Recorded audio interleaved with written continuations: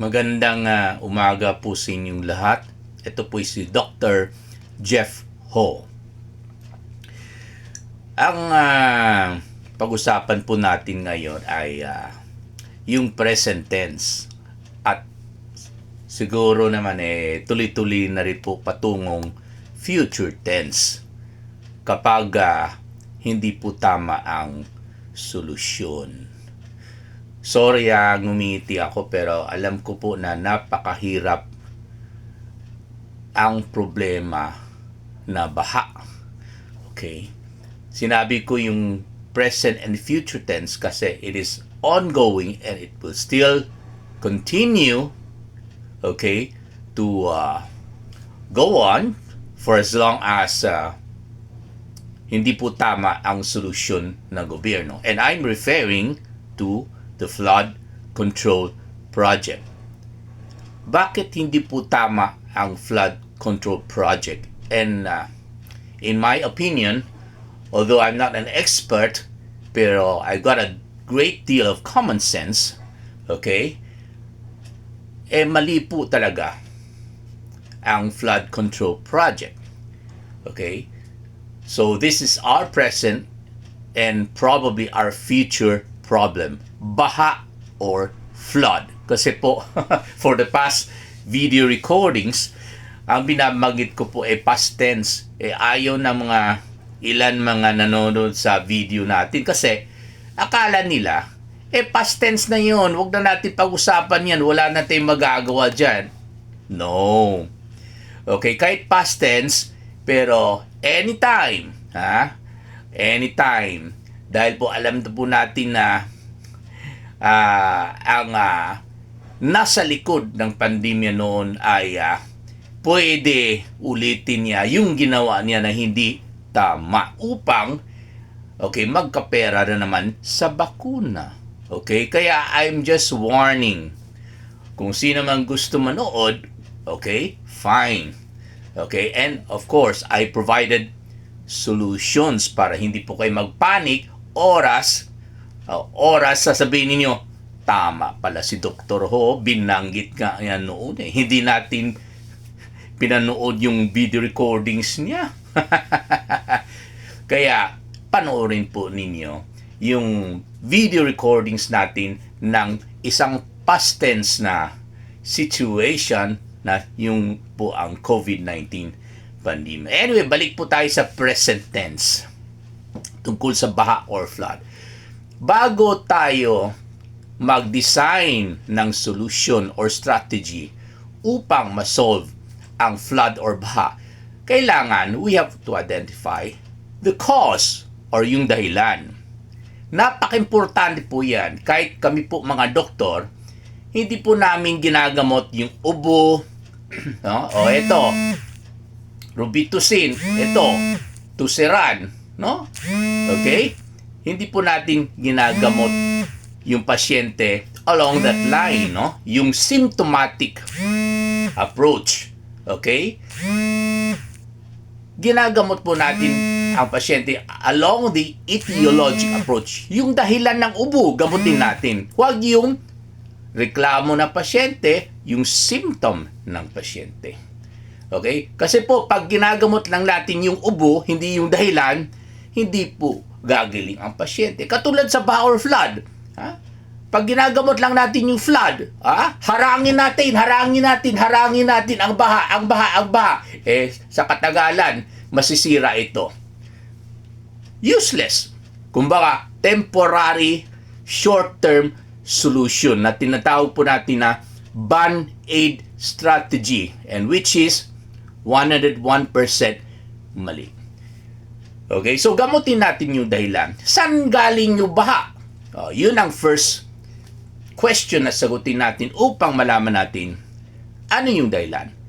At pangalawang dahilan ng baha ay saan patungo yung tubig? Ayan. So, drainage ang sagot yan. So, ang solution, kailangan i-address yung problema sa drainage. So, saan galing? Sa itaas kadalasan. Pag malakas ang ulan, ayan, bumababa yung tubig ng ulan. Huwag po natin sisihin yung Panginoon kasi ang nasa likod ng ulan, ang Panginoon eh. Pero hindi naman po ganyan ka or hindi po masama ang ating Panginoon na sinadya niya na pinalakas ng ulan para babaha po ang lupa or ang syudad, no? Okay?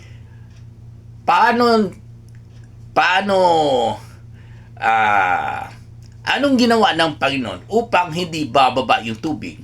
Ayan, naglikha siya ng maraming puno. Ha? Okay? Maraming puno. Kasi po ang puno, napaka-importante po. Para tuwing umuulan, inaabsorb ka agad, no, ng puno yung tubig galing sa ulan. Para hindi na po makarating yung ulan na tubig pababa at pababa sa probinsya or sa syudad. Ganun po yan. Okay? So, huwag natin sisihin ang Panginoon. Sisihin natin yung mga tao na nasa likod ng illegal logging at saka illegal mining. Ha? Ang solution dapat dun pa lang,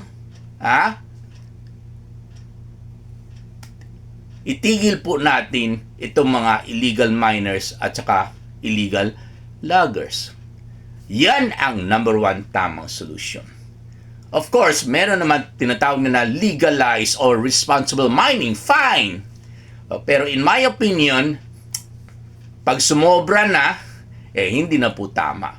Okay? Pag hindi sobra at tinanim nila kaagad ng puno para maibalik nila yung kalikasan, yung ginawa ng Panginoon, okay po yan. Pero kadalasan sa narinig po natin, ang mga mining industries or mining companies, hindi po nila ginagawa yan. Okay? Pagkatapos ng pagsisira ng kalikasan, nakuha na nilang mina, hindi na nila tinutupad yung usapan na itanim nila ulit yung mga puno. Kung meron man, hanggang doon na sa lugar na makita ng taga-gobyerno tuwing mag-inspect sila kung responsible ba po yung mining nila. So, kailangan talaga ang number one solution ay itigil po natin yung illegal logging at saka illegal mining at saka kung meron man into legalized mining, kailangan naging responsable sila at magtanim po sila balik yung mga puno na nilikha ng Panginoon para sa atin. Okay? At naririnig na po natin dahil rin po sa legalized housing. Ayan. Kung may permit man, fine. Pero pag pinapatayo yung mga magagandang bahay sa itaas, para magagandang view, makikita ang nasa baba, para medyo malamig, mukhang hindi na po ninyong maibalik yung kalikasan na nilikha ng Panginoon. Kaya po para sa akin, kahit legalize ang housing, pag sinira po ninyo kalikasan at hindi na po ninyo maitanim yung mga puno ulit dahil inoccupy na ngayon ng mga bahay, ng mga magagandang bahay, para sa akin po, mali po yan. Kailangan itigil po natin yung legalized housing sa mga matataas na lugar, lalo pag sinisira po nila ang kalikasan. Okay? Meron rin na nagsabi sa akin the other day, no?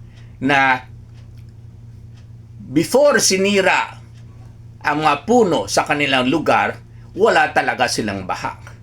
Pero nung pumasok yung isang kumpanya at pinalitan nila yung puno ng saging, ayan, nagiging banana plantation, ayan, okay?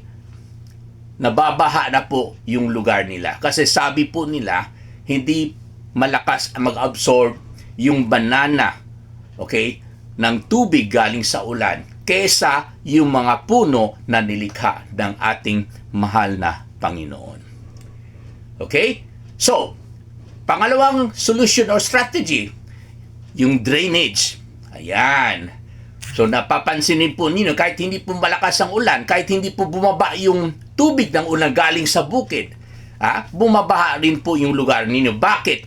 Kasi po, pangit po ang drainage system ninyo. Trabaho na po yan ng LGU, no? Na ayusin ang drainage system. At makikita po natin maraming canals dito po talagang ang pangit. Okay? Hindi sa itsura Pangit kasi makikita po natin ka-level po ng kanal yung lupa. Minsan nga mas mataas pa po yung lupa kaysa level yung kanal. Minsan nga may mga tanim na po dyan. At open pa. At maraming tumatapon na mga basura dun mismo sa mga kanal. So anong mangyayari? Kahit hindi malakas yung ulan, hindi makalabas yung tubig galing sa ulan. Kasi po nababara po yung kanal. Okay? At meron rin nagsabi sa akin, no? Okay? With no intent to offend our LGU. Okay? Dati hanggang ankle, no? Ankle, yung malapit sa paa. Ang baha nung wala pa po yung Davao Coastal Road, no? Nung umulan yung last week ata for the first time, umakyat yung baha ng tubig sa level ng tuhod nila. Kasi sabi nila, dahil sa coastal road. At yung ulan galing sa tubig, or rather, tubig galing sa ulan, hindi po mabalik sa coastal line. Hindi po bumabalik sa dagat. Okay? Kasi natatrap na po sila sa loob. Kasi po, ang coastal road, mas mataas pa po yung level ng coastal road kaysa yung level kung saan nakatayo yung bahay nila. At it took some time for the rainwater to leave their houses, to leave their places, kasi medyo malayo po yung exit ng flood water. As a matter of fact, during construction of Davao Coastal Road, meron talagang expert nagsabi sa akin na he objected to the construction of Davao Coastal Road, knowing fully well that it will cause or it will aggravate the flood problem. Bakit po? Kasi syempre, sabi niya, ang tubig talagang pumupunta kung saan mas mababa yung lugar.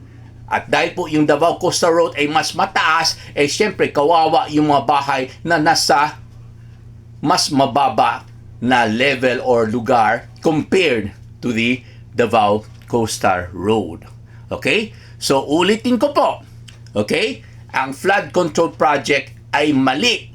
Dahil ito po isang short-term band-aid na solution. Ang long-term solution, which is tama, ay itigil natin yung illegal logging, yung illegal mining, at saka sisiguraduhin natin na talaga responsable yung legal na mining, at itigil po natin yung legal housing, pero nasa taas po yung mga illegal or rather legalized housing na projects, no? And number 2, ayusin po natin yung drainage system po natin. Maraming salamat po.